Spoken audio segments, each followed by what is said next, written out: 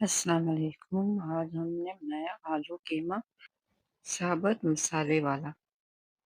قیمہ اچھی طرح دھو کر ایک پین میں ڈالا، پھر اس میں پانی ڈالا، کچھ گھر کے نمک، مرچیں، ہلدی، ثابت مسالہ، زیرہ وغیرہ ڈالا، مٹر اور فراش بین کی پھلیاں ڈالی، پکنے کے لیے پھر رکھ دیا۔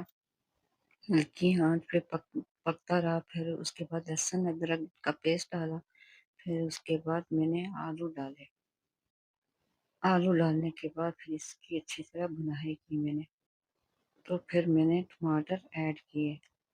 ٹماٹر ایڈ کرنے کے بعد اچھی طرح پھر میں نے اس کی بنائی کی۔ جب اچھی طرح بنائی ہوگی، آئل سیپریٹ ہونے لگا، تو پھر میں نے آخر میں پیاز ڈالا۔ پیاز ڈالنے کے بعد تھوڑی دیر کے لیے دم پہ رکھا۔ ماشاءاللہ پھر اس کی فائنل لک دیکھیں۔